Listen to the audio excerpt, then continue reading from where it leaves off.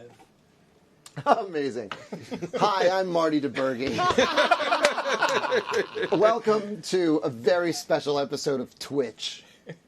I don't know what I'm doing. But we are here talking about the 10th anniversary of the Hamilton album. And I'm here with many of the architects of that album. Please, folks, introduce yourselves. Hi, Alex Lacamoire. You can call me Lac.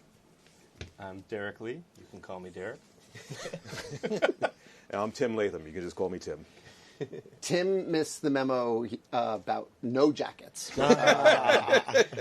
And Again. Why don't you guys talk a little bit about what you guys did on the album, your jobs and responsibilities on the album? Hit it, Lack. Yeah, man. So I am the original music director for Hamilton on Broadway, and for the cast album, I was the producer, along with my buddy Bill Sherman, who's out there somewhere, couldn't be with us today. But he's a very, very integral part of this. And we also had some great producers in Lin-Manuel, in Amir Thompson, in Tariq, Black Thought, the guys from The Roots. And basically, the job was to figure out how to get this Broadway show recorded, tracked, mixed, and mastered in about 5 weeks, while the show was still running on Broadway, about a week after we opened. It was Less than a week. 46 tracks that we had to get through in a very short amount of time. And we can talk more later about like what that entails. But there was a lot of challenges because there's only so many hours in a day. I had to conduct the show every now and again. The cast members had to be in the show every now and again. So it was quite a big undertaking. But with these geniuses, we were able to make it all happen in record time. So yeah, that was my gig. And I was the recording engineer for this whole, or architect. And that's pretty much helping these guys put it all together. And then I was the mix engineer on the project, so my job was to piece everything together and make it sound as good as I possibly could, with a lot of help. You may not know that Broadway cast albums work differently than other cast albums. Hold on a second. Hey, chat. What's up? These are some Twitch best practices I've been told to do. To talk to you as a singular chat. Hello, chat. What do you have? Just goat things, says Sockstar. Hi, Sockstar. Dream Team. Was this filmed previously or is it live? Oh, Rosa, I assure you we're very live. Very live. We're so live that our host, Riggs Morales, isn't even here yet. He's stuck on the subway during UN week in New York City. So this is called for people who are not normally on camera. Ad-libbing. But back to Broadway cast albums. There's lots of really strict rules about Broadway cast albums. Alex, list some of the challenges. Whew. All right. So first of all, the economics of it presents its challenges because for every day in the studio, well, actually the rules are different now, but back then, 10 years ago, for every day in the studio that a Broadway actor is in the studio, you have to pay them a full week's worth of salary. So you don't want them in the studio for more than one day, ever. So it was just a challenge to figure out how to record all the vocals at one time. And the first big aha moment that I had is that I knew that there was this union stipulation that said if the record is, in our case, 2.5 hours worth of music, then we automatically have to do 12 sessions, or 10 sessions of recording. And then that's a very hard thing to do in one day. So I said to the producers at Atlantic, I'm like, well, listen, can I spread it out over several days? They're like, yeah, you can spread it out as many days as you want. So no matter what, I knew that we had to like spread out the band recordings. So that gave me the idea to do just the rhythm section over 3 days. I recorded just the string section over 2 days. And then one day we recorded just the male principals on a Sunday probably, on a Monday. And then the Tuesday, the following day, we recorded just the female principals, Pippa, Jasmine, and Renee. Wednesday, between shows, we recorded Jonathan Groff. Thursday, before the evening show, we recorded the female ensemble. And Friday, before the evening show, we recorded the male ensemble. So everything was done in piecemeal. It was like filling in a crossword puzzle. But what worked out is that everybody was just in the studio for one day, which was the big ask. So that was the big challenge, to figure out how to do it and also just grab everything we needed. What was beautiful is that I knew this record was going to be listened to a lot, and I knew I wanted to make it as perfect as possible, but we only had so much time. Yeah. So it was all like, all right, 2 takes for the song, 3 max, we're go. And even when we were editing, I remember sitting with you, and you would just play me one take, and I would be like, okay, I like that bar, I like that bar, I like that bar. You'd play me another take. I'd be like, I like this bar, I like that bar, I like that bar. And basically you checkerboard and you create a take, but it was very kind of like first blush thoughts. We didn't have a lot of time to really obsess too much because we just had to get it done. Yeah. Isn't there didn't the play have to open first before you can record a note of music? Is that correct? Not necessarily. Okay. I know we wanted to. Okay. There are shows that record their cast albums prior to opening. Okay. The challenge there is that the show winds up changing so much. Yeah, Over the course of a week. I didn't want that. No. Like, I Fair want enough. previews to actually be previews, Yep. to learn things about what the audience is telling us, to go, okay, we're going to drop this here, we're going to... And we made a lot of changes during previews. Like, we learned a lot. I mean, how soon up to opening did you make changes? I think... We were something came up while we were tracking. You like put that in the show tonight. Oh, we probably did. Yeah. But that did? was on the slide. Yeah. In terms of like, it's probably like a change that we found. Like, It was something. I think it was like Richard did something. But Like, put that in the show tonight. Make sure you do it. We opened August 6th on Broadway. Yeah. It was a We Thursday. probably froze the show August 1st or 2nd, probably. Wow. You know, that's like right. that's when we put our pencils down. Yeah. Probably played through the weekend. Yeah, and you want to freeze the show because you want the actors to be able to get the show under their belts finally and not sort of be waiting for last minute changes. At the same time, you want what goes out into the world to be, the best reflection of what you guys are doing in the Richard Rodgers Theater. And for me, there's two landmarks of this. There was like opening night off Broadway when it was finally out of our heads and in the world and on the stage, and then there was like when we first streamed Hamilton, and we're joined by Riggs Morale, A&R extraordinaire, and got stuck in UN week traffic. So I want to talk a bit about that moment, about like the moment we, because the album came out on a Friday, but we streamed it on PBS. Was it PBS or like NPR? NPR. We streamed it. We streamed it on NPR, and I remember watching it go all over the world in real time, and people like. This is back in the days of good Twitter, like tweeting their live reactions, like as they were hearing it wherever they were in the world, and because the score is an almost complete transcription of the show, you get the show when you get the album. And so it was amazing to sort of finally kind of let it out of the 300 people at a time, 1,200 people at a time meal we were serving, and suddenly we were like serving it all over the world. Because you have to understand that we opened off Broadway in January of 2015. So between January and September, when the album came out, there was a slew of people all over New York City who had been in the room to watch the show and had heard the show and had no way of being able to relive those songs at home, outside of the theater. So there was this whole period where I know people were just clamoring for us to get the record finished because they wanted to be able to listen to it and enjoy it, particularly for a show as dense as this, where it's hard to take it all in one sitting. So that's actually something I'd love to hear more from you about, how, one of the challenges on Broadway shows is that you want everything to land on the listener at the same time, but you almost intentionally set out to make something that could be uncovered and listened to multiple times to be able to get deeper and richer and find things on listen 20 that you hadn't found the first time. Yeah, I was, I psyched myself out, chat. I think within the Heights, the hip-hop was still such a new sound to introduce to Broadway. I was very intentional about, like, everyone's going to get everything the first time. I want everyone to feel at home in this theater, even though we're presenting Washington Heights. And with Hamilton, I just was delulu. I just lied to myself and said, this is going to be an album first. Yeah. And so I'm not going to worry about everyone getting every double entendre, because my favorite hip-hop albums, I'm still getting stuff from years and decades later. So I wanted it to be that lyrically dense. I wanted you to get something on the 10th time.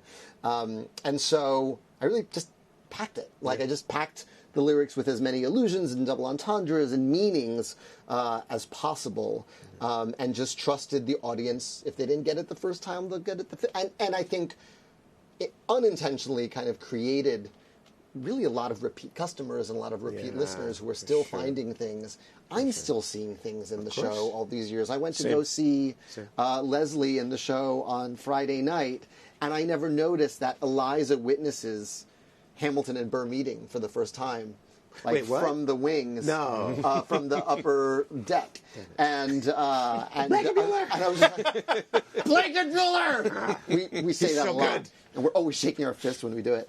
All right, chat, what's going on here? I'm just checking in with my singular friend chat. Chat away. Baby Shumio5 says, honestly, that's what brings us back to Hamilton. Well, thanks, pal. Somebody, all caps, is asking me, Lynn, do you know what a labubu is? Yes, but I'm too old to invest. I'm still waiting for my my Beanie Babies to appreciate.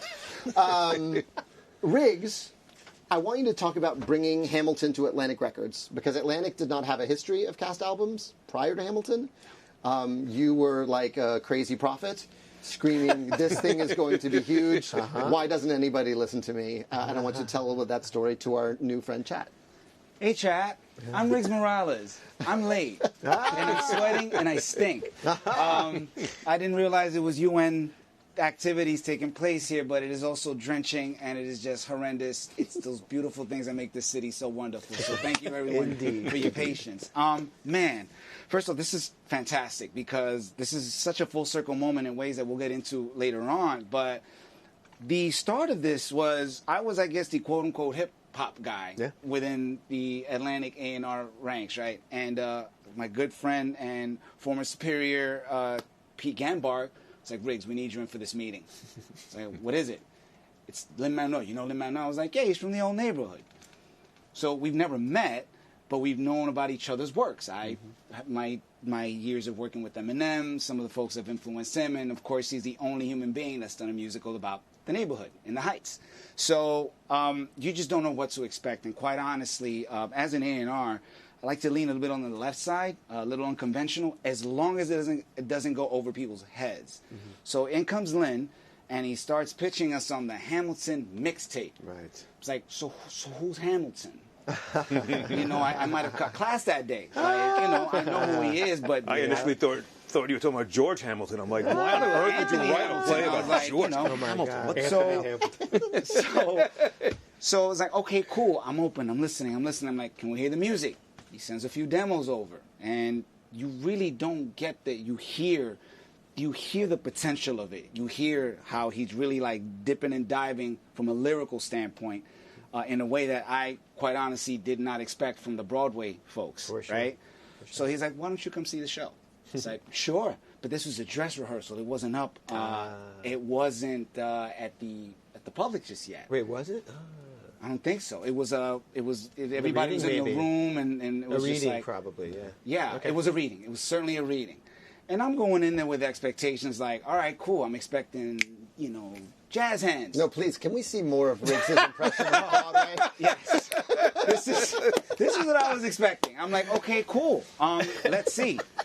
So I sit back, I look at the audience, I look at the crowd, I'm like, okay, cool. It's a really awesome mix of people. I can't even sit here and say they're Broadway looking folks. They were just a group of good people. It could have been a Benetton ad for any of you that remember what a Benetton ad looks like.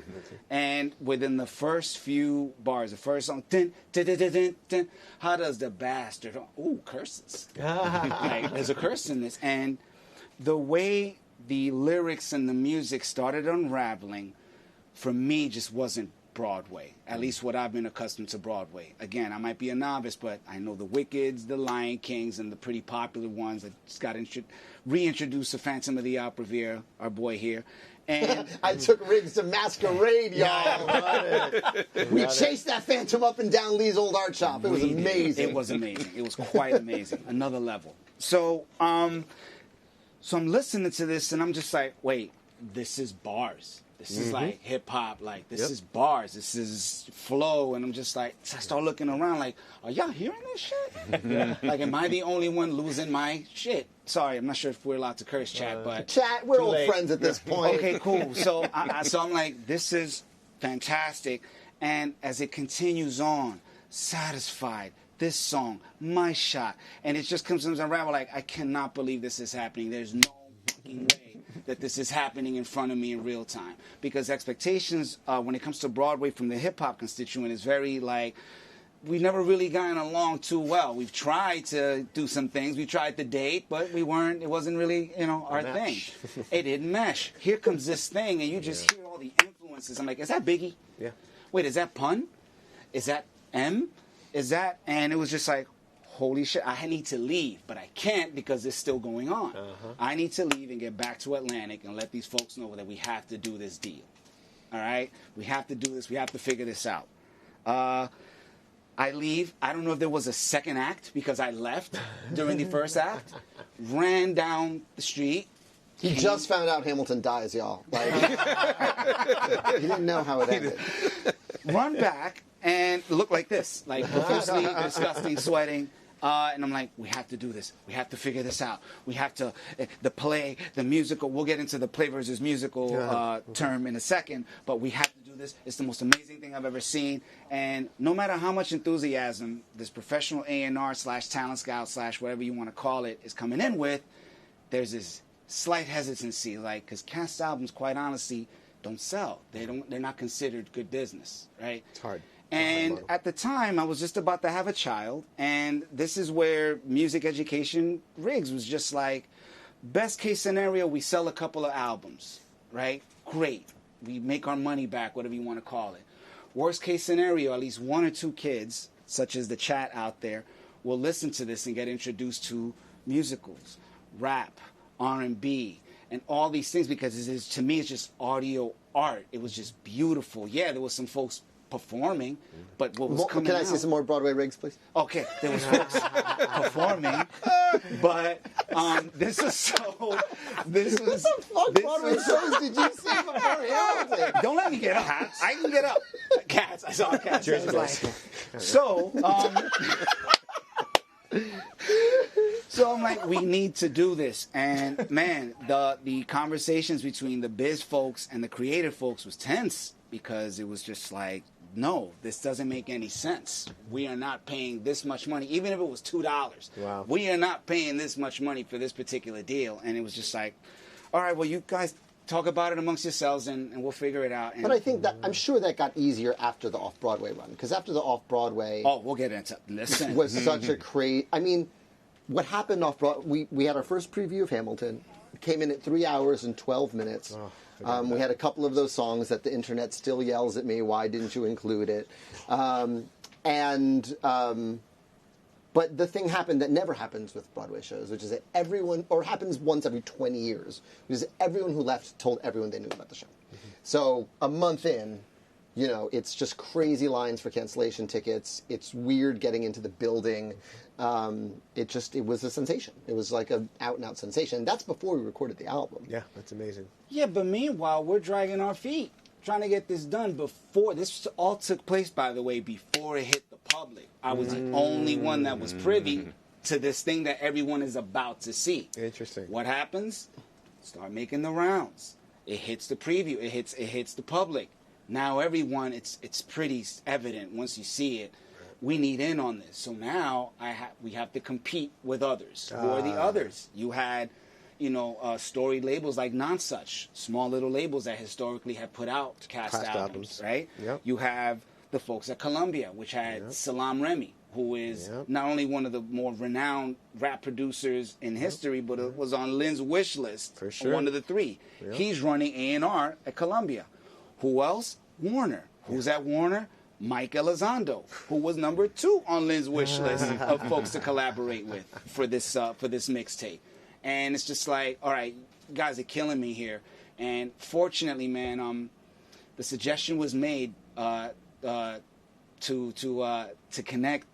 Number 1 on the list was Questlove of the Roots, who we'll be hearing from shortly. Yep. And even with that, it became, but wait a minute, the Roots, that's more money. It's like, oh, man, here we go. And it just started getting to that place where right before I was leaving to my baby moon, I get pulled out of a meeting and said, Riggs, we're about to lose this Hamilton deal. And I was just like, how? I just spoke to Lin. We made the best pitch. Like, what are we doing here? And this is where sometimes money, and granted, it's a business. I completely understand that.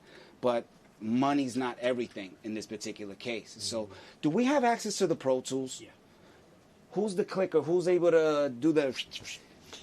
Can you, We got 2. Good. can you start at Alexander Hamilton real quick? are you? Sorry, I'm just fucking around with the space bar. Just keep going. Uh-oh. Now you've done it. Oh, God. I don't know Alright. any button that works on this thing. Yeah, sure. So again, please forgive me for the repeat offense, but I have to walk you in real time as to what was the experience like. So please start from the beginning. How does a bastard, orphan, son of a whore and a Scotsman, dropped in the middle of a forgotten spot in the Caribbean by providence, impoverished and squalor, grow up to be I'm a the only hero one and doing a this. scholar? Without a father, got a lot farther by working I'm looking a lot around, harder, like, by being a lot smarter, by being I can't a talk to anyone self-starter, because by no one is there 14. with me. I'm They just like, placed him in charge of a trading charter. And every day while slaves Who's this? were being slaughtered and David. carted away Diggs! across the waves, he Diggs. struggled and kept his guard And up. it's just like, Inside, he was longing for something this was to not be what a I part of. expected. The brother was ready so to again, beg, steal, all of this borrow, is or soaking barter. in. It's hard to concentrate. All I know is that I need to get out of my seat. I need to leave here and try to get this thing done. This was, I want to say, 4 weeks, 4 or 5 weeks before anybody was privy to it. So I'm already privy, you know, like I got the hack, so to speak, as the kids say.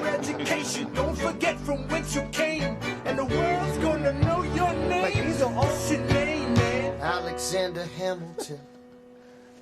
My name is Alexander Hamilton. I did not know we'd be getting Riggs interpretive dance. Things I haven't done. I'm here for it. Yeah. Just you I hope you're wait. loving this chat. Just you wait. Now, pause. From a visual standpoint, all I'm seeing is people of color selling this to me. Again, Broadway. My expectations are a bit, they're just, not at a place where they need to be. And I'm just seeing all of this unfold, and it's just an amalgam of just creativity and performance and lyrics, and it was just fast. I'm not about to lose this. No fucking way am I gonna lose it. I'm not. There's just no way. Yeah, man. No way. Eventually we get to a place where, by the way, I'm sorry, forgot to mention this part. Lin wanted to put out the mixtape before the cast album. Right. Oh, yeah. So now, let me get this straight. I had to convince everyone that's on Lin's wish list for the mixtape, Busta, Action Bronson, The Roots, everyone that inspired this musical to come and check out the musical. Right. I just told you we don't get along all that well between these spaces. Hard sell. So cool, let's give it a try. And man, the the next couple of weeks was a bunch of listen to me. I know this is gonna sound weird, but I need you. I cashed in on every single trust me. I need this favor that I could muster to get folks to come check it out. Why? Because I knew once they sat down, I don't really have to say and do anything. It's going to sell itself because this is the most phenomenal thing anyone in my genre has ever seen or experienced. Cool. Keep going. Sending folks over. Some people cancel. Some people don't. Now, mind you, these tickets are already like through the roof. Fun story. I invited a friend of mine, my dear friend, Daytwan Thompson. He of Vibe magazine and renowned music journalist on the hip hop side, who happens to be sitting next to Alan Alda. He of MASH fame. He has MASH fame. That's not a just sentence I was expecting yesterday. Wait a second. this was the kind of audience that was there. It was like He's the first person in the Tarantino. world to put those two together, yeah. words So together. That's just this whole thing in general. The juxtaposition of this whole thing is just, there's a ton of them. You also have Tarantino sitting next to Chance the Rapper. You have like all these things. So Alan Alda's like, wow, this is kind of cool, this 10 commandments thing, this 10 dual commandments thing. So Daytwan's like sitting next to Alan Alda, and Daytwan says, that's based on a Biggie record. Biggie, who's Biggie? And they gets into this whole history of, again, the influence of this song. Alda. It's Biggie, it's Alexander Hamilton, it's MASH, it's like all these things, and they've been friends ever since. This was like 10 years ago. Wow. That's just the kind of audience, and again, like My favorite one of those, because he's right. Every Hamilton audience, especially in that first year and especially off Broadway, was a Mad Libs of like the internet. And I remember the night Busta came and he was in the front row. Yeah. And I remember just being so nervous because it's Busta. And I was like, don't look at Busta, don't look at Busta. And so I look up and a row above Busta was Mandy Patinkin, who is the Busta Rhymes of Broadway.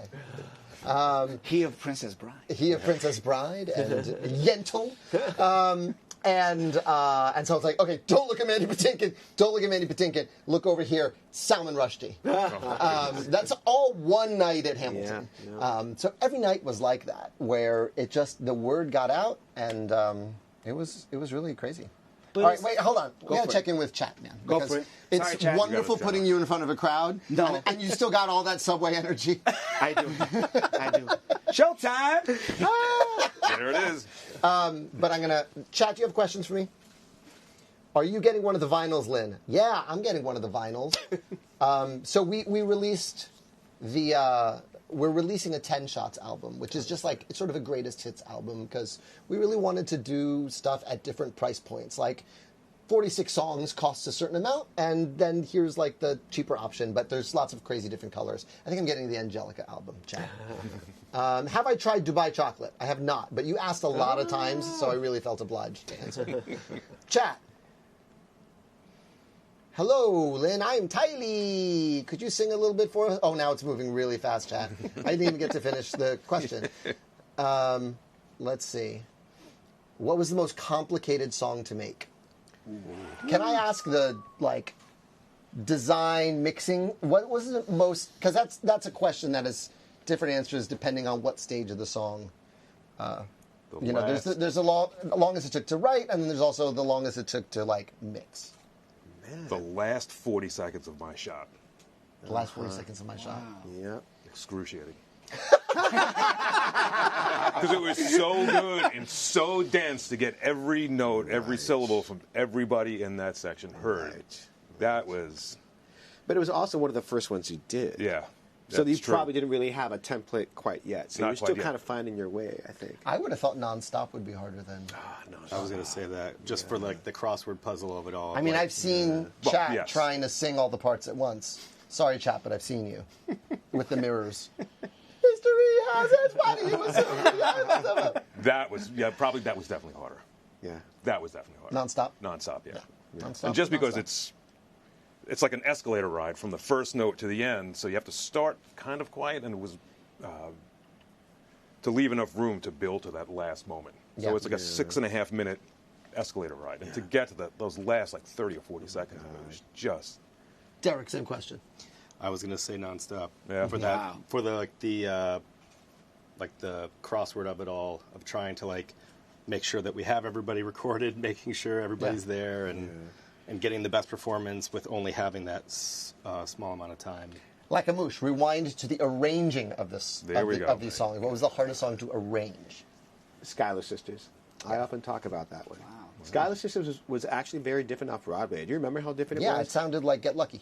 Yeah, exactly. We were like kind of going for a Daft Punk Get Lucky vibe. Because your original demo, the drum beat was just a little kind of like, it laid back a little bit. Yeah. And I remember that like the arrangement was like good. I remember like we enjoyed it. But Tommy Kail, our director, said the best thing to me. He said, Lack, that one chart, that's the only one that just doesn't sound like you. Whoa. And I'm like, cool. Heard, Chef. Heard, Chef.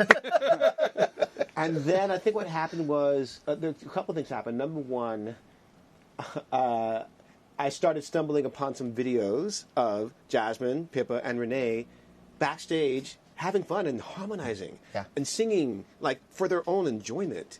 And it occurred to us that, like, wow, we don't have anything in this current Schuyler Sisters arrangement that is as fun as them singing Taylor backstage. Swift and Madonna. Exactly. And all they that would just stuff come up with backstage. these beautiful harmonies. Like, so you have to understand the ending that you all know and love is Schuyler Sisters with that a cappella. That did not exist off Broadway at all. Yeah, we tailored that for them. So that was one thing that we found. And then the second thing that made it for me was just kind of stumbling around and looking at sounds and samples and trying to figure out what the drums could be. And somewhere in the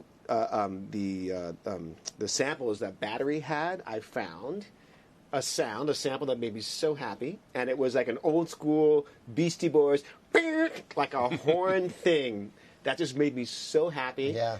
And I just like popped it in, and I'm like, I wonder if they'll dig this, because it just made me smile. And I sent a demo to you and to Tommy, and the first thing Tommy says is like, yo, I love that sample. Can you like drop that a couple more times? I'm like, hell yeah. So like I started just peppering in that sample all throughout, and I made the arrangement more syncopated. Yeah. I started to feature the girls more. It just like the song started to bubble and percolate in a way that just felt like was more up versus just a little bit more Laid back and off Broadway. So I know that one just really like that arrangement had a total makeover between off Broadway and on.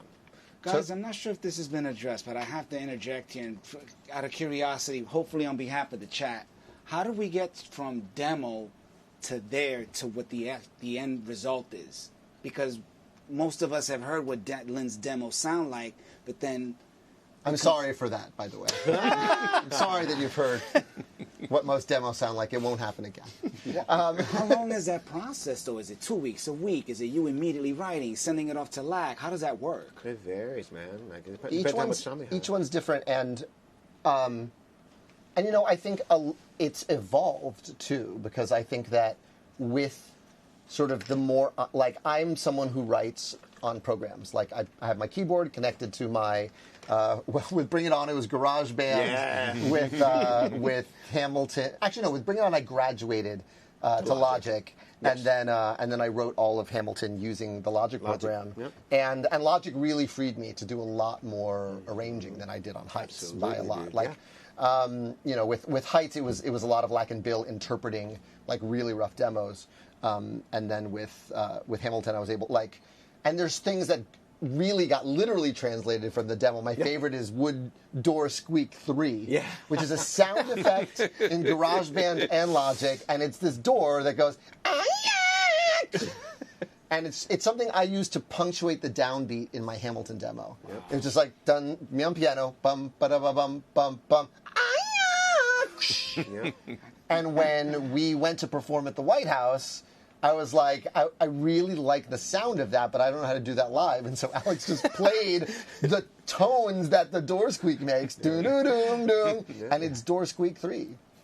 It is. That's amazing. And in the final arrangement of the show, we've snuck Door Squeak into the top of Obedient Servant. Exactly right. Yeah. So for the last Bastard Orphan, you actually hear the original sample that I was like inspired by. Yeah. That's amazing. So that's like a really funny example of like demo to music. Of course. But each one is totally different. It depends on how much time we have. Like, you know, case in point, like some of these demos existed as early as 2009, right? 2010. Yeah. Which is why it sounds like I'm singing in a tin can on some of the demos. They were never meant for you, chat. They were meant for LAC.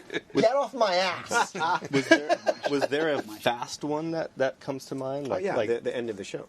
So what I was going to say, so if some demos were done in 2009, 2010, they didn't get orchestrated to 2015. But then there was the very, very end of the show, which Lin-Manuel did not finish until January 2nd. Wow. And we were going to open our first preview January 12th. Jesus. Oh, you're talking about the final monologue. The final monologue. Yeah. No way. Exactly, I had two versions of Hamilton's final moments. I had a song called "In the Time It Takes the Bullet to Leave the Gun." Right. In the time it takes the bullet to leave the gun. Yes. Forgot about that. Exclusive. Which was also dope. And if you heard that chat, you'd be like, why did you include it? I forgot about that one. And it was like sort of Hamilton's thought process getting faster and faster and the bullet coming closer, faster, faster. Yep. And I just couldn't get my head around it. And actually before that, I had 10 things, 1 things. I had Burr going, there are 10 things you need to know. Right. And then Hamilton saying there are 10 things you need to know.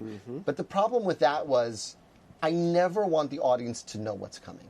I think the number one thing you owe an audience is surprise. So if we'd gone through Burr's itemized list and then Hamilton's itemized list, around 4 of Hamilton's, you're going to start to like drift away and be like, shoot him already. So for the folks who are asking why that isn't in it, it's because I just didn't want you to get ahead of us. And then in the time it takes a bullet to leave the gun was just not quite it was really cool. It was really syncopated, but it wasn't getting the information across. And this is like early December. We still don't have a finale to our musical that is opening at the public in a month. Crazy. And Tommy Kail, who is like a really great inceptioner, goes, I'm not worried. I go, why aren't you worried? I'm shitting a brick. He goes, it's going to be it's like you're too busy learning choreography and learning the show. Like, it's going to be a New Year's baby. That's my hunch. No way. And I'm like, all right, I hope it's a New Year's baby. And like, you know, we go through our rehearsals. And that was the first real break we had. We were It was off for literally our first. New Year's Eve, New Year's Day. It was actually days off from rehearsing. Yeah. I have a newborn child at this point. He's not even 2 months old. And I wake up New Year's morning, 2015, and Sebastian is like, it's like you could still palm him back then. He was on my chest. My dog is sleeping between me and my wife. And it's like quiet for the first time in ages. And I remember going, oh, that's the one move we haven't used. Yeah. We have never been quiet the whole time. And so I take the baby, I put it on my wife, I take the dog, we walk, and I just write all the lyrics, all walking through Fort Tryon Park. Wow. Just walked all along Fort Tryon. When I came back around from the cloisters, I had the whole monologue. And that's when Andy had a heart attack. I know. Because Andy was like, you've given me a finale with no music. What am I supposed to choreograph to? But it was an amazing day. And then Andy figured it out, and we have, like, the rest is literally history. And what's magic about that is that piece could not have been written any sooner than that moment. Because I think it just took you just getting up to that point in the musical, you just being able to wrap your arms around the choreography, the staging, whatever, just to get to this point where, like, now something just, like, released for you to be able to, like, write it. It just couldn't have happened any sooner. Let's check in with the chat, because I have to leave, but they're going to keep talking. Boo, boo, boo, boo. Let's see here. I'm going to scroll back a little bit. Y'all moving fast. Chat. What's your most frequent quote out of Hamilton in your everyday lives? Asks Brooke Marie. Oh, no, asks Gabby Pidge. Hamilton quote for your everyday. Room where it happens. Room where it happens. Everyone, that's Same one. everyone's Yep. like thing. Every time. I say they don't have a plan. They just say mine. I say that. What rooms are you in, Alex? Watching the news. There it is. Touche. Well done. Derek? Either Room Where It Happens or Enter Me. Like when you walk in. Enter me. Enter me, he Yeah. says in parentheses. Yes. Yep. I love it. I don't know what mine is. I don't know. I don't even realize when I do it now. You don't wake up with hammer worms? I don't. I'm cured. Wow. I'm the one who had to get them all out of my system so that you could all share them. Anybody else wake up with cousin suicide just all over your brain? Cousin suicide all over your brain. No. No. Only the thing I'm working on. No. But yeah, not that one. You had in New York, you could be a new man just for the last 2 days. New York, yeah. That's a nice one. Yeah. That's a nice one. Let's see. What were the songs that you guys were most proudest of? Asks Jimblett.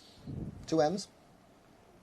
I often say I'm most proud of the orchestration for the end of the show, the very last few moments of it, for a couple of reasons. I had a good time, like, sneaking in themes like I Relied on Angelica, boo-doo-doo-doo-ding, and bringing in not only her theme, but, like, a harp to play, because that was her instrument. Yeah. When Eliza comes out, I put myself back on the narrative. I actually took the piano part of Burn and put it from minor to major, just like little Easter eggs throughout. It just felt like, again, as I mentioned, I couldn't have written it any sooner than the end. That was the last chart I did, the last thing I orchestrated.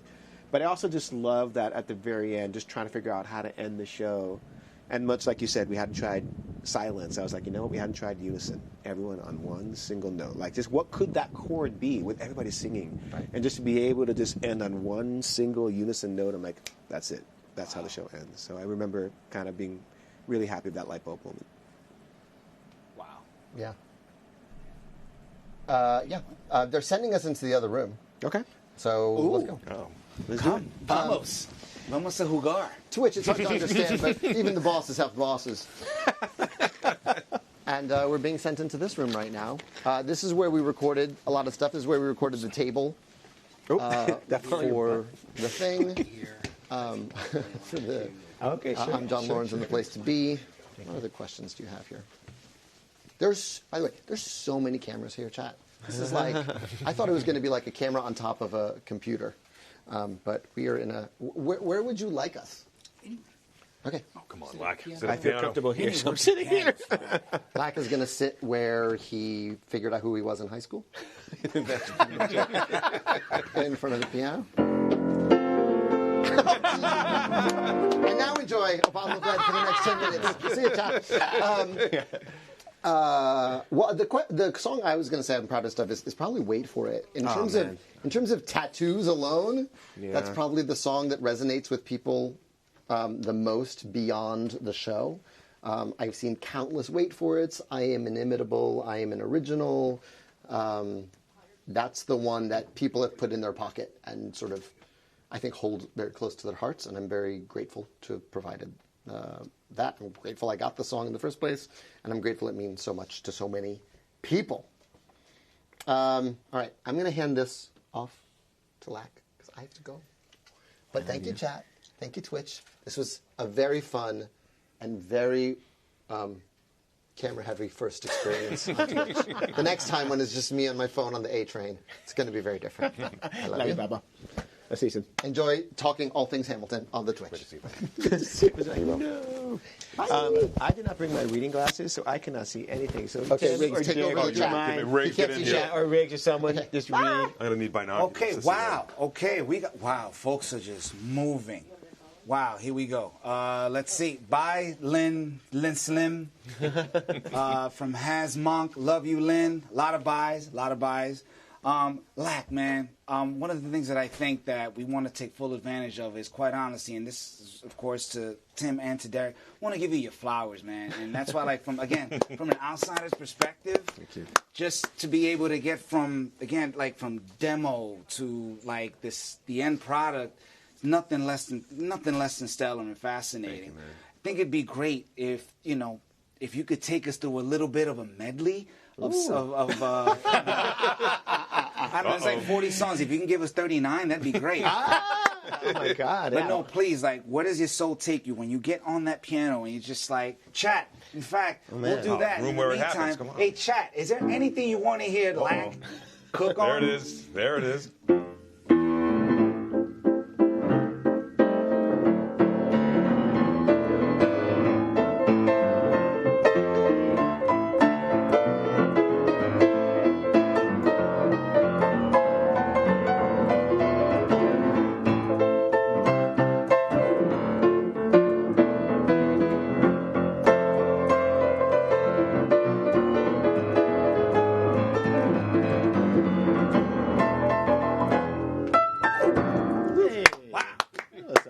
Someone said Shook One's Part 2. No, not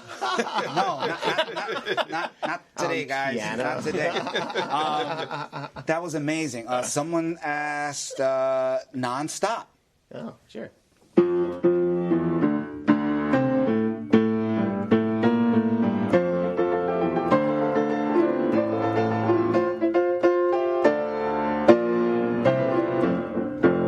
Something like that. So it's been a while since I could play Hamilton, so I'm like, oh my God. How was that experience for you? Like, every single day, again, I have to talk as the outside Broadway guy. I did not realize that you were in there every single night in the pit.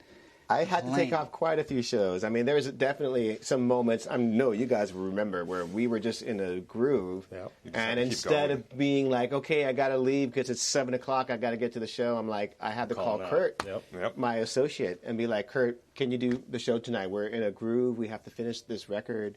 So I feel like around that time I probably took off maybe like half the amount of shows. But there were plenty of times you came back after. Oh my God. Did it really? Yes. Freak. Wow. Because I was here from 6 a.m. to midnight, and you would be here, and then you would just reappear at 11:30. Oh my God. And then we would just keep how going, you did it. man. Yep. But I got to say, man, and Rig, this is like a testament to all the folks at Atlantic. One of the things I'm just really grateful for is that to amass the team to like call the Avengers to get these guys on board.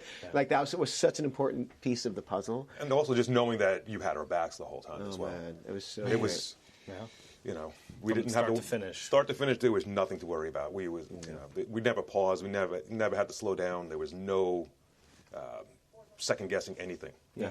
We just knew that you guys were there behind us. Well, it's funny because the philosophy is right over rushed. Let's get this right. But we Yeah. really didn't have that much time to work with. Fun fact, we had a Grammy deadline. Well, to that get was in the other front of. bookend. I was talking about earlier. That was the first bookend. Was I thought it was you had to, the show had to have opened before you could record the cast album. It wasn't like it.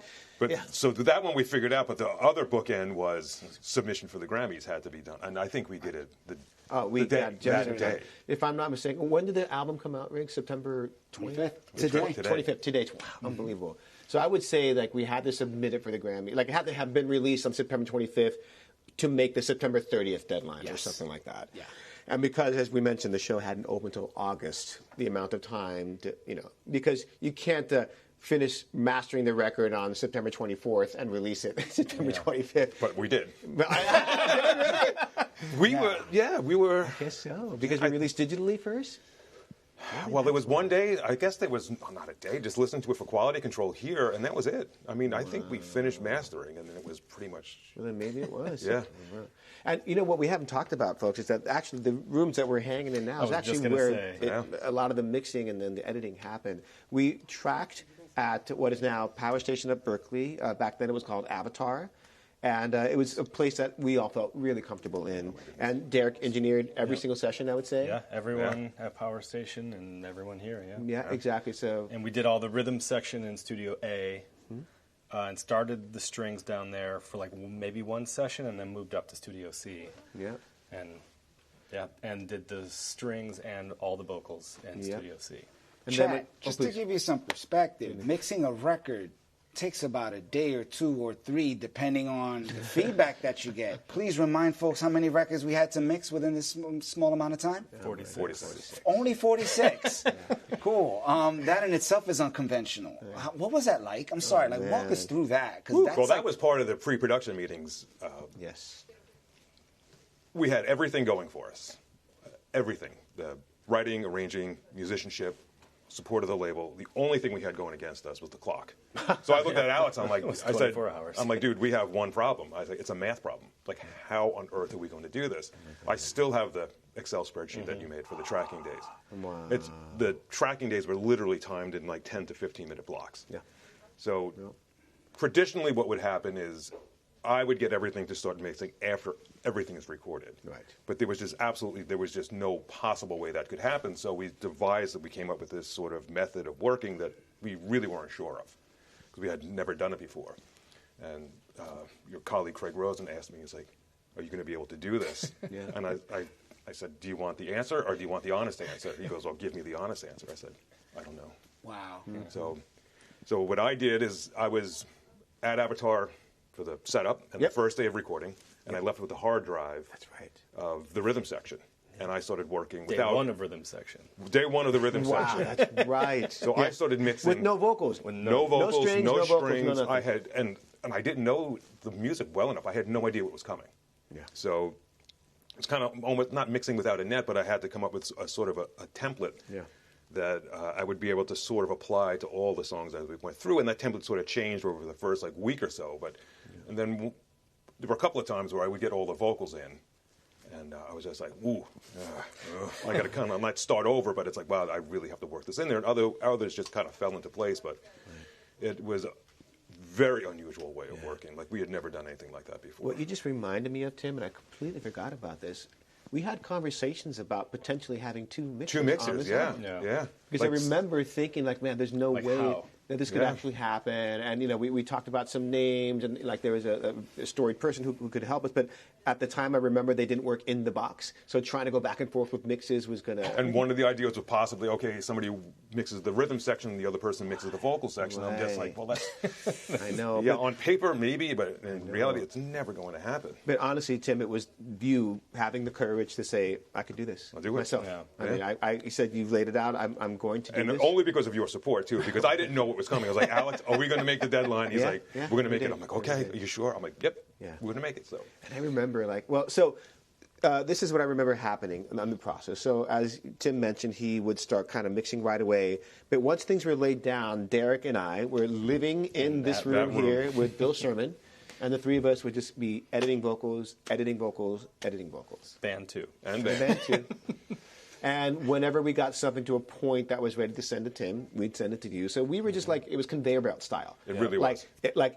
Tim would just keep going and just keep mixing. And I remember something that was really fun is that we decided to have a checkpoint early on in the process. Yes. It was like Crazy 8, was it called? It was either the Lucky 7 and the Crazy 8. Or something like that. I remember the concept was, okay, Tim, before you go too far down the rabbit hole, let's pick 7 tracks for you to mix first, the biggest ones. Yep. And if we can at least have a template, have a direction, and know what we want this record to sound like. Because this record has never been made. Exactly. Hip-hop records have been made. Cast albums have been made. Right. A hip-hop cast album had never been made. We really had to figure it out. I'm just like, what is it supposed to sound like? Yeah. I'm glad you guys brought that up because unbeknownst to you guys, the reason why you probably enjoy this, in addition to seeing the musical, is sonically, it just really, this has never been done before, mixing both these genres into one, and we wanted to make sure that neither got ignored. Broadway has its own sonic aesthetic, and so does hip-hop. Yep. So that's why the drums hit a certain way. That's why we sat down and went through every single mix to make sure that the boom and the bap was really like firmly in there. So yeah, guys, like, so when we hear comments like, I listen to it in the car with my friends with my parents all the time. That's a rare comment because, sorry, nobody likes to listen to what their parents are listening to. So to be able to get both those worlds is pretty amazing. And now I have to give credit. Oh, please. No, but you were saying like we had to like nail those 8 just to make sure that like, okay, go. Yeah, Just go. And that first pile included My Shot. It probably included the opening number. Yep. It had to remember a song like Stay Alive, which was kind of varied. It's not just like one groove. But I have to give credit where credit's due because once we looked at those 7 songs, we all got together in that room over there where we started. It was you, me, Lynn, Quest, Tariq. Yep. And I remember like the biggest comment that we got from Quest and Tariq was turn up the drums. We just need the drums to just be like more focus. And like the big note was like, tell Latham it's got to be boom bap. And like once that happened, it was all like, which I'm no stranger to because exactly. Of course, by history. So that was But it was also like, man, you were just like the perfect cat to mix this record because like I cannot think of who else like the call could have gone to or would have gone to. Like, again, the only reason we asked someone else is that it just didn't seem it was feasibly possible to do it all in 6 weeks' time. No, it still seems impossible right now. Yeah, I know, just talking about it. But yeah, it's just like, you know, the history that you have and just the records that you've been on and just your sensibility. And also, like, we all go back to In the Heights. Like, we've all worked together for years before that. Just made it easy. The trust was there, and that just really helped. A fun little. I'm sorry. I was going to ask how often I know that was In the Heights, but like how did you know that these were your guys when it came to like please give me some history on both you gentlemen and what you've done in the past that led you to where we're at now. Well, I wound up working with Alex and Lynn on In the Heights because of the producer on that was Andres Levine, who I worked with. We did a bunch of Latin records like Marisa Monte and Carlinhos Brown. All these really wonderful Latin records, and he's like, "Oh, I'm doing this record. It's a Latin Broadway album." I'm just like, "Yeah, put me in." Yeah, wow. And that's how we met. Let me give it a shot, and that's how we met. And I remember being so terrified the first day because I did them, the bulk of the mixes in my studio. I sat down with Alex. I'm sure you don't remember this. I don't. It was listening to the club. Yes. We listened to the whole thing intently, and we listened through the whole thing. Sounds great. Can we go to measure 64 on the upbeat of 3? There's a missing high conga. And I went, it's like copy and paste. I'm just like, oh, sounds like shit. Yeah. I'm like, I'm literally like these, alarm bells are going off in my head. I was like, you thought I was going to get that detailed about every single thing. No. How did you miss one high conga on a 6-minute song? I was like, oh my goodness. It was so awesome. It's a good testament to the rest of the mix, though, if that's what he did. Yeah. But one thing we didn't talk about is that, again, this is why Heights benefited so much from your talent is that you had done Latin records, but also that you had worked on Erykah Badu records, you've worked on Tribe Called Quest records. It's like knowing that you had that intersection, that cross-section, you were just like the perfect cat to do it. And Derek actually ran the Pro Tools rig for the In the Heights recording in 2008. Yeah. So we met there. We met there, but I have Dolly Parton to thank for putting us together later in life. And Wow. We worked on her musical 9 to 5, but I spent we really got to know one another then. Yeah, that's true. Yeah. And then I'm really happy to see like you guys again getting your flowers because we don't get to this place sonically, musically without the effort and the contribution that you guys have like put into it. So man, appreciate chat, it. please follow these folks whenever you can on their gram. Let me see what they have here. So there is a couple of questions here. Are there plans for Hamilton to be a movie like In the Heights? I cannot speak to that, but I'd be happy to audition. Cool. Let's see. We have some requests, Lac. We have some requests. There is let's see. We have a History Has Its Eyes on You coming from Kate the OK.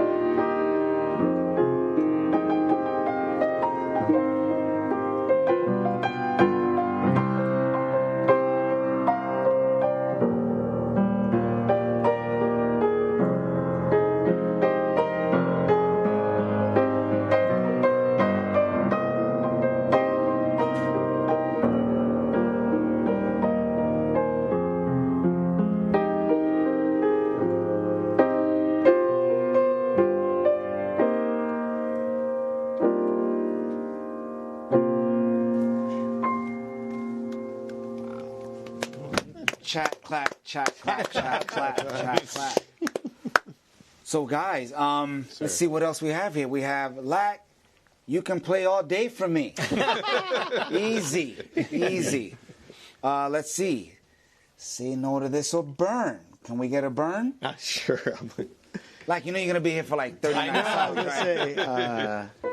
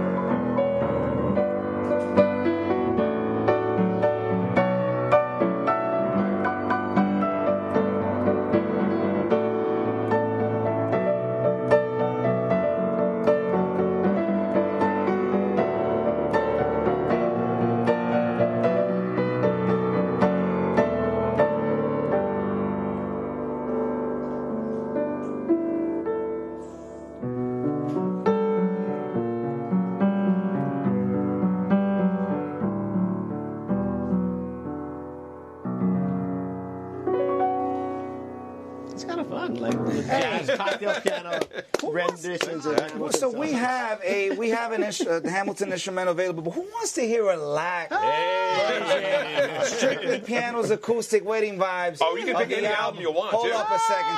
Time out. Guess who just walked in the door? Kaboom! Wait, that's my line. What's up, Quest? What's up, sir? Good to see you, friend. How you doing? I'm Great great, to see man. you. What's up, Chad? How are you? The incomparable Questlove has joined How are us. you? How you doing? Good to see you, man. Shall we go to the couch? We can Yeah, come on. Let's go to the couch real Let's go to quick. the We just couch. worked. Come on. How you been? I've been great. Awesome. This is exciting. I'm gonna work my way this way this time. Boom. Thank you very much. That's hard, bro. What is that? I make up fake tours. Gotcha. Okay. Cool. Noted. Did you tape today? No, today I had off, but I've been editing. I'm doing Earth, Wind, and Fire. So Heard of them. yeah, I don't know if you're up and coming small band from Chicago. All in all, it's the best record ever made, by the way. A doc you doing on them? My favorite. Yeah, that's my next doc. Oh, that's great, dude. I've not been in here since 10 years ago. Is that poor table still here that I Yes. used? I was just about to say when we did that, That was so 8-song listen, Yeah. you pointed out, you're like, where's Oak's Right, thing? He's like, where's you're his- like, I'll do it. So- Get a table. But even crazier, I believe that I credited the maker and the brand of that Yes, table. you did. Yes, you did. Yes, you did. Okay, so Chad, this is what happened. In the moment in the show when I'm John Lawrence in the place to be before my shot, on stage, they're banging on a table. Right. We did not bring a table to the recording studio when we laid down the vocals, and we were always like, well, what's going to happen? Like, who's going to play that table? And we were looking around at a mirror like, I was waiting for the table because, like, I think you know a drummer. that's to me is the realest hip hop moment. yeah. And like beating a lunch table Yeah. is how that's how Tariq and I started the Roots. So when he and I saw that together, like instantly, we didn't have to look at each other. It was like, this is us back at Performing Arts back in Philly Cool. doing that. So when it wasn't there, I was like, you need it. Yeah, But yeah. I think since then, Hamilton's brought a lot of business to that table. The maker. That table's been given a plaque. And I think initially he wasn't told the context of what it was. It wasn't like, hey, there's this thing called Hamilton, da da da da, just out of nowhere suddenly, like people. So Plus, yeah, you were very specific. Yeah, on it the was- type of table We you wanted went to bang around on. the hall and we no, like went we table by banged table, Sorry, man. checking it No, out. you were bang- dragging. That was Derek. I'm what about really. the Oh, man, snare? What about he the was out of sound? it. That Does sounded it great to more me. oak? No, we need more mahogany. It's like trying to find the right kind of sound for the table. No, a very specific sound to it was Crushed it. needed. So But you just happened to bring the hugest table in the office. It was big. Gonna drag it in. I wish we could have documented. It was like, if you remember the scene in Men in We did. You do? I do. Yeah. Yeah, it was like the Men in Black scene where Will Smith has to like drag that thing. But we moved yeah, it into there that you go. room. Up there. Oh yeah, that's it. And we put a mic on the table. I put A couple of mics. You had couple of mics. one up the top, one underneath. and then there's one that of table you was heavy. actually playing it. Wow. Oh, that's great. Chat, can you What see mic these did we pics? use? What mic did we use on it? It looks like the 84s, a KM84s? 67. Woo! Yeah, Not oh, yeah, expensive. hey, nothing but the best. How many human beings did it take to move that table? I quite think a there was few. like 4 of us. We joked about that. Like it was heavy. more effort. At one point, I don't think we couldn't we, fit it. we tried to bring mics to there, and then it just didn't work, so we ended up just drinking. Dragging it. And the level we had to angle it so that it could Yeah, fit yeah, inside the room. There it is.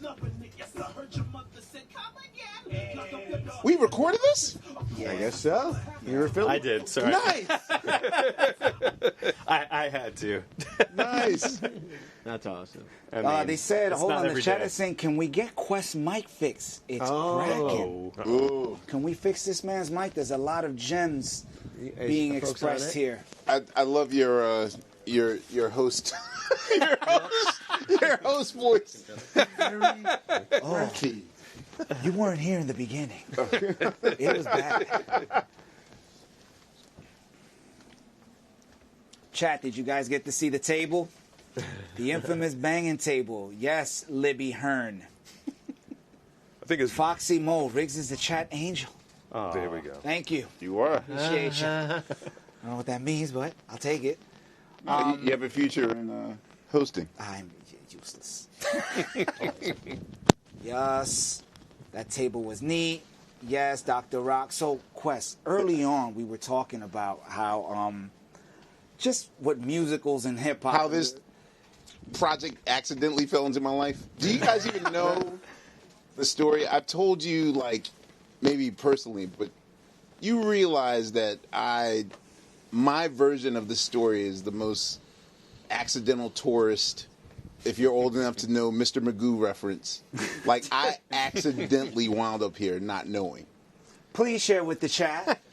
Okay, so my version of the story is, we're at least 6 to 7 months in our new shoes at late night. Mm-hmm. So, to go from a life where we're living the Roots are living 250 days on the road, city to city, hotel to hotel, and now we're doing this thing called stability, where we're just in.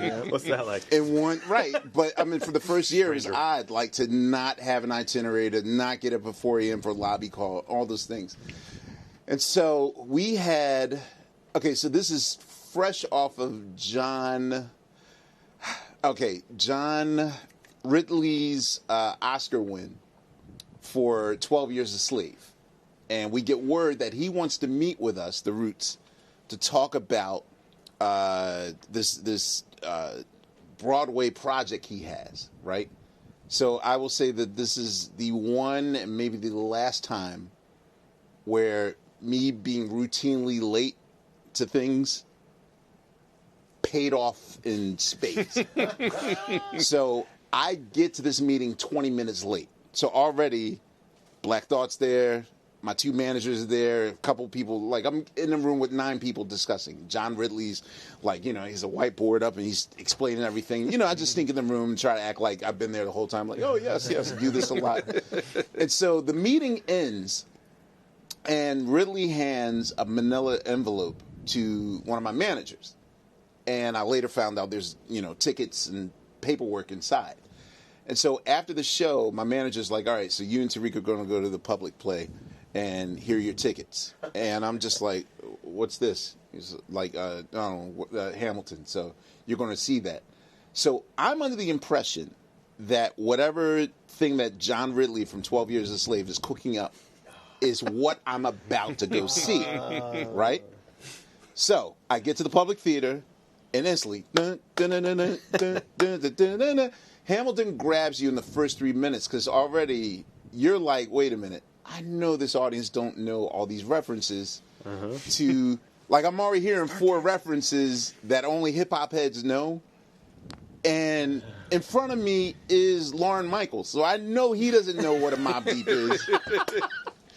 So 10 minutes go by, me and Tariq like slowly look at each other like, yo, it's like they're talking to us. Like, we get it. They don't get it. We get this. So intermission comes, and someone comes and says, hey, after the show, do you want to come and meet, Lin and everything? And I've learned already at 30 Rock the rules of improvisation, which is yes to everything. So I said, yeah, sure. So the play happens, and I'm totally mind blown. I'm thinking I'm never going to be more mind blown at a public performance that I have nothing to do with. Not to insert myself in it, but usually, like, I have to go to the sound guy, like, turn the thing. Like, everything was pitch perfect. And I've never done this before at a Broadway show. You know, more like, jazz hands, but never this.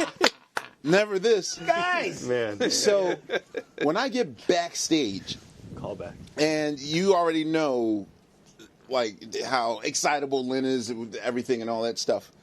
Literally, they're like, so, and I was like, it was the most amazing thing I've ever seen. And they were sort of like insinuating, like, so you'll have us? And I'm thinking, like, well, yeah, we met this morning, so yeah, I'm down. Totally down. Absolutely down. Anything you want.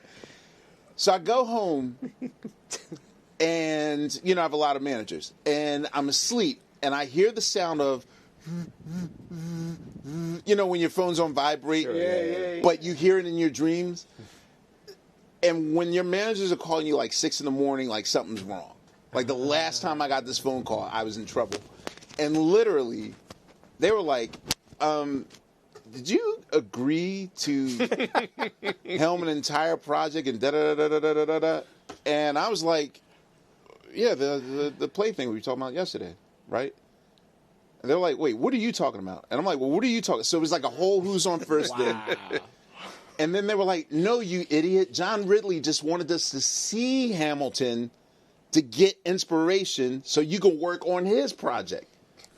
And I was like, wait, so what I saw last night had nothing to do with John Ridley? He says, no, dude, you were just there for research. And I was like, well, wait, they were talking to me like, did I get the email and did I want to work on this or whatever? I thought that was the project. So I said, yo, before you throw the baby out with the bathwater, I think y'all should see this because I think this is something. This is something. And later when then it was like, okay, you're right. But literally, the night of the Tonys, I thought about it. Now, the night of the Tonys, I declared that I spun the greatest DJ set ever in my life. Like, I did this 6-hour set where I just I can mixed. attest to that. That was So I got home, and right before, it was like 6 in the morning, and I get to sleep, and I wake up, and I was like, I'm looking for that email that Lin says he sent me. And I did this heavy search thing, and sure enough, it was like in the junk pile. And when I read what Lin wrote me, my first thought was, thank God I never saw this email. Wow. I would have never believed it.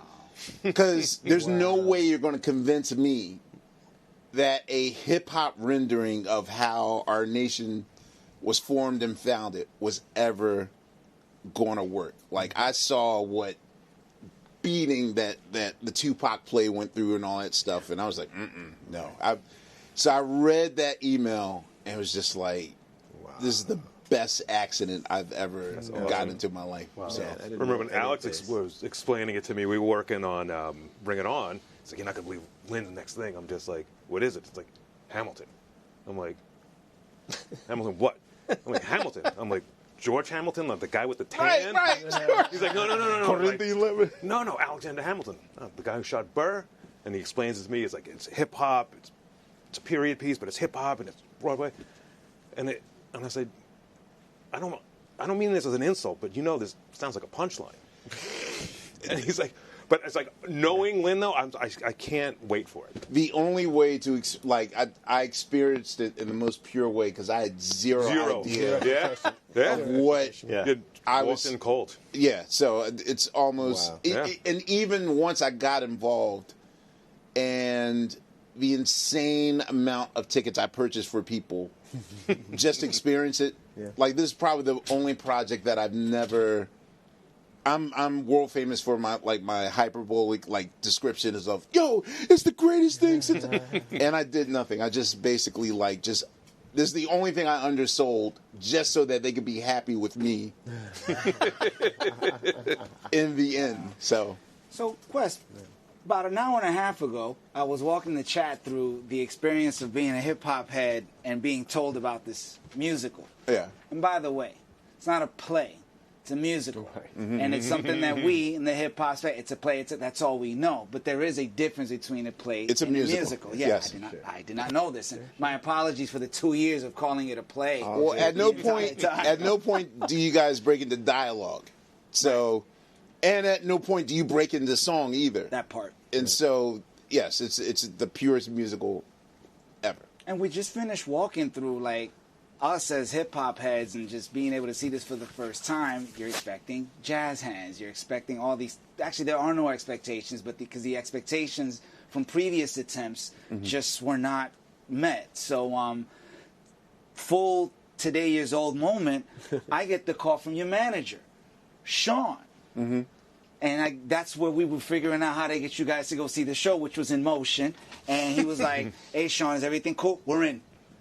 Well, what do you mean we're in? We're in. Whatever you want to do, let's just go. Let's do it. I'm like, okay, cool. And fast track it. Here we are. And, man, Quest, I have to ask, man, just, again, coming from the space that you occupy, walking into this space, what have been some of the bigger takeaways, some of the bigger, from an experience standpoint? You've worked with D'Angelo. You've worked with You've worked with, obviously the Roots and just what were there some takeaways from here that really helped elevate your musicianship, the craftsmanship of making music? Okay, so oftentimes, I know I ride that thin line between. I still say that it's 51%. I'm 51% fan and 49%. Not even artist. I'm kind of a suit that has artist overtones. Yeah. Because to me, the making of something is almost more. The making of something and the context of something to me is even more interesting than the actual experience, which is kind of the opposite of where I am now in terms of living in the present. and now in this 2025 existence, living in the present is my thing. But previous to 2020, I'm a guy that's obsessed with history and the future. And so as a result, I will say that, in some sort of Forrest Gump way, I have a keen sense of when I'm part of something historical. All during the making of D'Angelo's Voodoo, I instantly knew this is something historical. And literally for the first 3 minutes of Hamilton, and I've been a part of workshops where, they'll try to lure you in okay, it's going to be like a hip hop rendering of da da da da da da da. I've been a part of at least 3 or 4 projects where it didn't get any further than a couple meetings or whatever, and I just kind of resigned to the fact that maybe by 2030, when I'm 70, if hip hop that I know and love still exists, they might get it right. But in my mind, I just felt that Broadway was so stuck in this very tight tin pan alley, Brill building, jazz hand, this thing we can't escape. And I just never thought. Not only did I see a production that spoke to me, but it also managed to speak to non-hip hop heads too, and not in that it's so smart, because me being me, one of the biggest insults is always you're so eloquent, you're so smart, and I used to get that a lot, the first 5 years of Rootsdom, where journalists are like, wow, you can, and that's not a compliment. If you look like me, that's not a compliment. But for me, it was just so undeniably clever, but not in an annoying teacher's pet way where you hate the smart person in the room that always has to let you know they're the smartest person in the room. And the more that I saw it, for me, the greatest humble brag I'll ever have is especially at the prime of Hamilton fever, those first 3 years or whatever. People are just wait, how many times did you see it? And I think maybe in the first 3 years I've seen it 7 or 8 times, which is, a lot, considering that, Right. tickets were, I could have easily, Yeah. They're hard to come by. Right. Tickets were hard to come by. And for me, though, it just the ripple effect of how it happened. I knew instantly in those first 3 minutes, this is one of those moments. And, even now, Hamilton's the thriller of, as much as I use thriller as an adjective to describe, and not even just in terms of quantity, because thriller is often talked about in quantity. How many records it sold, how many awards it received, how many records it broke. But just, no one talks about the paradigm shift of what thriller represents. And that's what this play is going to allow so many more voices to be heard, that have been affected by it. So surprisingly enough, right, when something is this popular, trendy, whatever you want to call it, you would think that there's replications and attempts at it. I don't know about you, Quest, but I don't know that I have the next Hamilton for you. Is it because it is just one of one? Is it that complex to execute? Or is it just because there are no new ideas that warrant a rap flip of musicals? Please, walk me through it, because there should be more fake Hamiltons out there. Well, go ahead. So, something I often say is that if Lin-Manuel hadn't been born at the time that he was born, and if he had not been exposed to the things that he was exposed to throughout his life, Hamilton wouldn't exist. Because he just happened to be born, he was born in 1980, so he was a teen in the mid-90s, the zenith of great hip-hop, and that stuff just infused his DNA, along with the records of Camelot, along with Sound of Music, along with you know, the Killers. You know, I've always loved that when you get Lin's iPod and you scroll through what's on it, it's like every genre imaginable is on it. So I think that what tended to happen in Broadway is a lot of times people would try to perhaps drop a rap in a score, but it didn't come from a place of them intrinsically knowing the style. And it always just felt like it was an attempt to replicate something that they didn't really know and understand. So because Lin lived through it and like admired and loved all the music that he loved, that he was able to synthesize it in a way that no one has been able to do it before or since. And I think he's an absolute genius. And we talked about the moment of hearing his music for the first time, which for me, funny enough, was the first time I heard a demo of In the Heights. I popped on a cassette, I heard a guy rapping over buckets, and I'm like, I had never heard someone like rap like this in a theater context ever. Right. And it's just a very special way that he hears words and rhythm and syncopation. So I think just the challenge is like trying to find people who just know the styles well enough to be able to write another Hamilton, to your point. Because I often tell people, truly, Hamilton, yes, the way that the story is told, I think, is groundbreaking, but the structure of it is actually very traditional.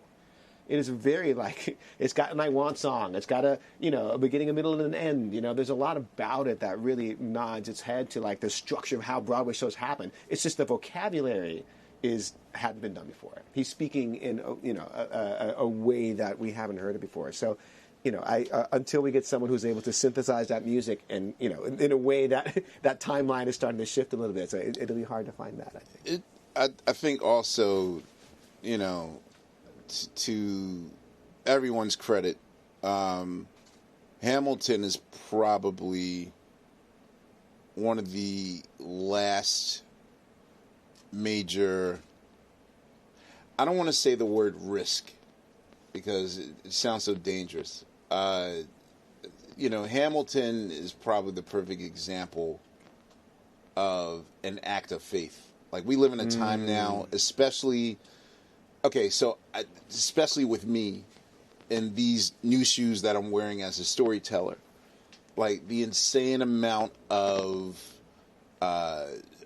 rehashing familiar stories that we've, the sequel to this, and the redoing of this particular show, and the redoing, and let's do a redo of it, and it's because we've been weaned and raised by a generation that thrives on safety more than anything. What's the sure shot?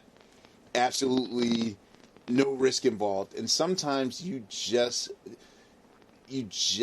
have to, pardon my French, you just got to say fuck it, and really, and because Lin's conviction and his assuredness in himself and his craft, the fact that he's done the work in terms of studying the DNA of what makes great Broadway, and also like his level of hip hop is intricate. I'm not talking about like just the songs that will be played at the tunnel or the hip hop algorithm on your streaming. Like Lin to me is Fat Beats, 6th Avenue, Definitive Jux. He could have easily been in LP's squad. You know what I mean? That type of hip hop, and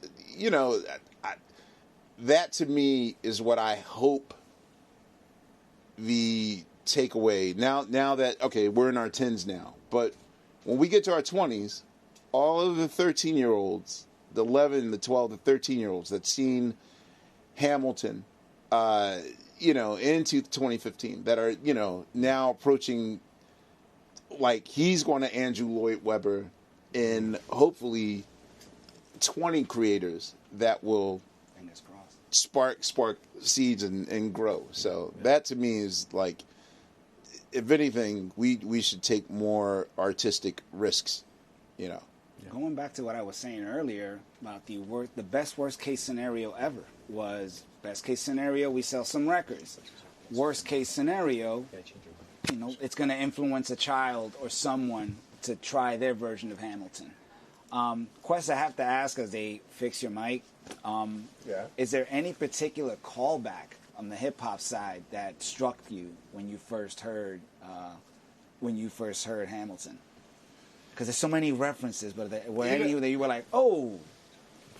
Okay, of course, it's one thing to, we've heard Biggie references, we've heard Mobb Deep references, but to me, Big Pun references is that's a very specific hip hop hit, because, unfortunately, Big Pun was taken away from us right when he was just on the precipice of where we are now. Like, if anything, like, can you imagine what Big Pun would have done, especially now in the age of where, Latin culture is now the mainstream? Yeah.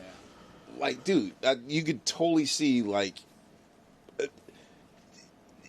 he was so early, and so for that cosign, specifically that cosign to happen, like, that's when I knew, like, oh, okay, you're not just, you're walking the walk. Like, if you're a Big Pun fan, then that means you're like a hip-hop head, I mean, it's one thing to know, anyone can pull from the mainstream, low-hanging fruit of easy songs that everyone knows, but, to me, just as far as the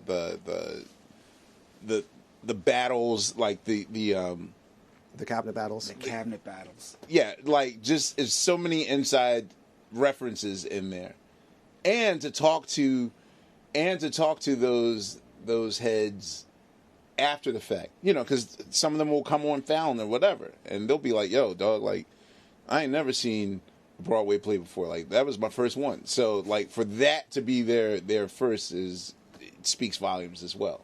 It's such a standard. I will say we should maybe cue up this little surprise thing that we have for the chat. Chat, if chat, are you there, chat? Chat. I want to go back and call back the Alan Alda conversation we had. So Daytwan Thompson went the same day that Alan Alda went. Alan Alda saw he heard 10 Dual Commandments and was losing his shit. He was just like, oh my Alan God. Alda? Alan Alda. Why was Alan Alda even remotely? Well, that was the audience that was coming to the public. So they, you had Tarantino, you had Mandy Patinkin, But Alan Alda know 10 Crack Commandments? No, he knew 10 Dual Commandments, so he was losing it. But he was sitting next to Daytwan, right, renowned hip hop music journalist. Yes, so this is a Biggie song, right? And then they start getting into this whole conversation about the 10 Dual Commandments. And one of the things we were always curious about, what would happen if you can mesh both those worlds? Can you mesh, let's say, the 10 Crack Commandments to 10 Dual Commandments? What would that sound like? And we're going to give the chat a preview. Chat, are you around? Are the cameras on? Chat, no? Okay, cool, because, like, this is a once-in-a-lifetime thing, and I don't know if we're legally able to do this. I'll do it. What did you say before? Fuck it. It's called the Alan... Press the space bar. Take a risk. The Alan Alda mix. Here is Here's a rare version of the 10 Dual Commandments mixed with the 10 Crack Commandments by our boy J. Period. Yes. Nice. 1, 2, 1, 2, 1, 2, 3, 4, 5, 6, 7, 8, 9. It's the 10 Dual Commandments. 1, 2, 3, 4, 5, 6, 7. 1, 2, 3, 4, 5, 6, 7. 1, 2, 3,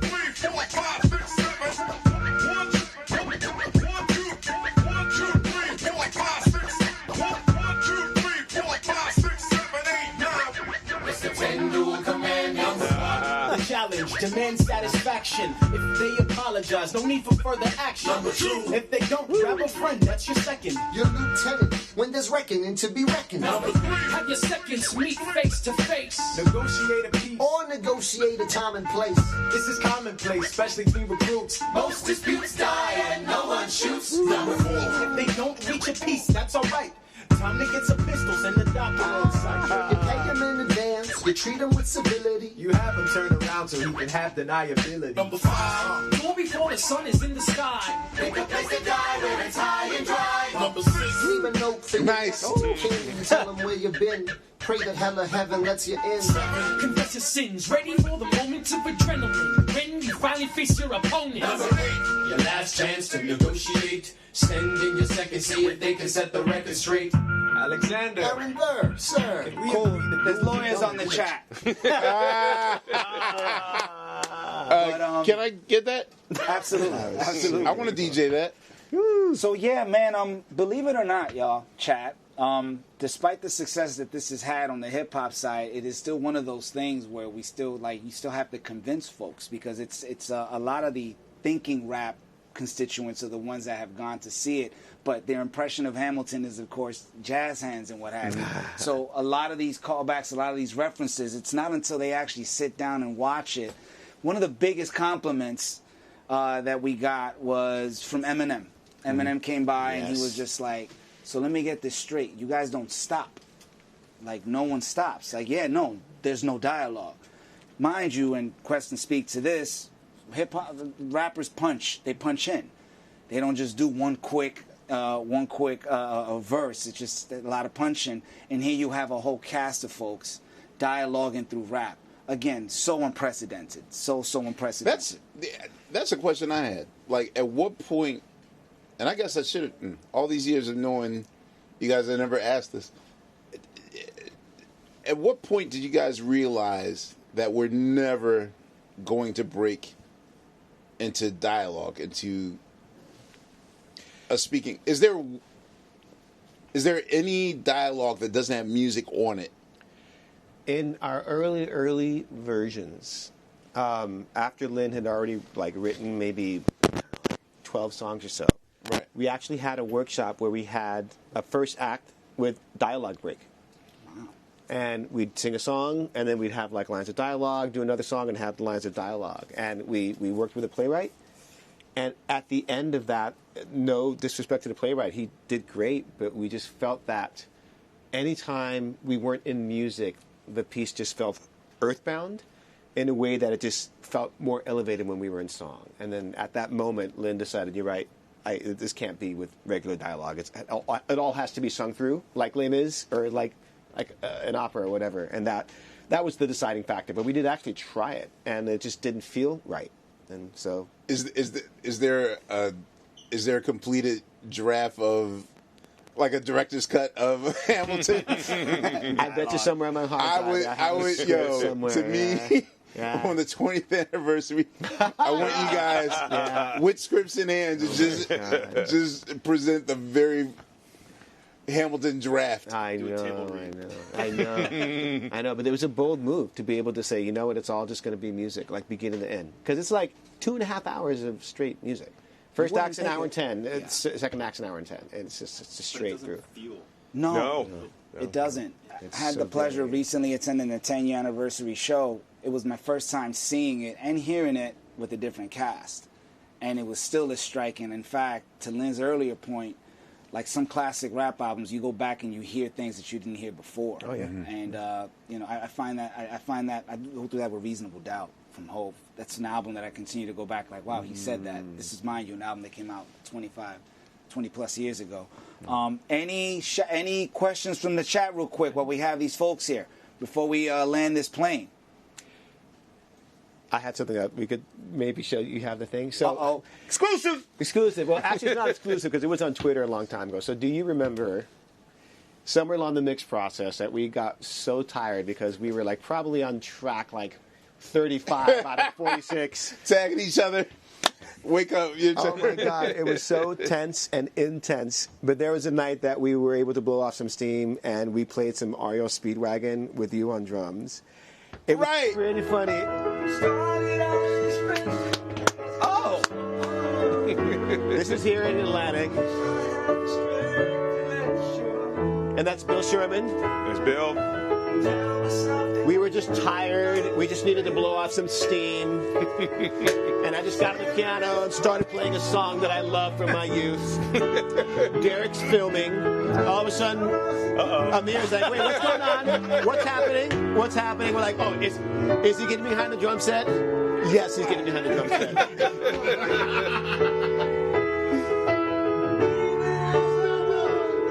Totally unplanned. at night, but it felt And how timely is this in terms of what's his name just passing from Mario Speedwagon? Oh, yeah. Amir, bring it in. Getting the lighters out. With the dime. But like the timing was perfect. Like, oh, it's time for the beat. Yeah, exactly. You said it. Horrible camera person. And I'm so happy to be playing with you.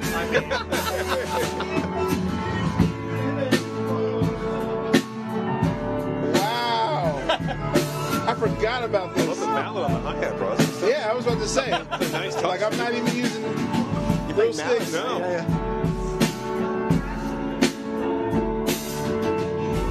Look how light the room is with instruments. It's like that's not Right. like. I don't even know the irony of doing this song. While we're mixing Hamilton. That was amazing. Yeah, for me, like this room also was like one of the albums that built my childhood. Is an album called Soul Searching by the Average White Band. And their inside sleeve cover with the record is just a collage of them recording that album in this very room. How cool. And, you know, I've since then met Steve Ferrone of the Average White Band. He gifted me the snare drum from that particular session. Oh, that's awesome. Yeah, so I have his drum. I still use it to this day, and I love it. Yeah, so for me, even to play drums in that room, that my idol created one of my favorite albums, and was even more mind blowing. That's super cool. Yes, Foxy Mo. That is the same. That's the same rug that you saw earlier on. Still there in the studio. Yeah, I'm out. Guys, we're about to lose Lack. Chat, great to chat with you. Thank you for everything, Lack. Thank you, Love sir. it, man. Pleasure, man. Thank you for this record with us, man. Thank you. Thank you. I love you, bro. How we looking on time, folks? You're my favorite. Likewise. Thank you. Okay, cool. Lack, My real chat. quick, since we're about to wrap this up, I just want to share something Hit real me. quick. So, this is probably one of the most rewarding experiences for everyone in this room in some capacity. For all the resistance and all the skepticism that was met with this particular project and idea and execution, proud to say that this album, this cast album, is the biggest selling cast album in musical history. It has been sitting on the top 200 for 500 weeks now, currently sitting at number 30, 40 something. And it is most importantly an educational tool that continues to be played throughout.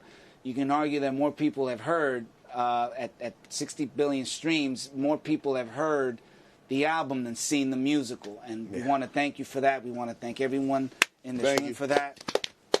We are very blessed. Shout out to Tom Coyne too. Tom Coyne. Shout out to Tom Coyne. Shout out to Tom. Yeah, man. Thank you. So with that being said, I just wanted you to know that and get those flowers before you work your way to whatever fantastic thing you're about to go off and do. We're so proud and so lucky because I know that it is not common for a Broadway cast album to have been listened to as much as this is. And it's still blowing my mind when I see kids who are 6 and 7, kids who weren't even born when the cast album came out. They know every word to this thing. That continues to blow my mind. So thank you all for listening. You are appreciated. I appreciate you all. I have a good day, man. Yeah, you too, buddy. Cool. Well, guys, unless there's anything else, I think we're pretty much good to go here as we celebrate the 10-year anniversary of the Hamilton cast album. A lot of y'all call it the soundtrack. It's disrespect. It's the original Talk your shit, cast Talk your recording. shit. Yes. In case you're wondering what that OCBR and all that means. But thank you, everyone, for tuning in. We love y'all. Quest, Tim, Derek, whole team here at Atlantic Studios. Been with us since day one. Thank you very much. And we will see you in the 20-year anniversary. And thank you, Riggs. Oh, Exactly. no, Thank you, Atlantic. I'm just here. No, I'm no, just not- here. no. Guys, thank you so much. Love. Shout out to Tommy Kale. Shout out to Bill Sherman, who, by the way, works Unpaid bill. So unpaid bill. on the Quest Love podcast, one of the most insightful, though, the Entume interview. Yeah. That's like pinned and gets revisited at least twice a year. Thank you, bro.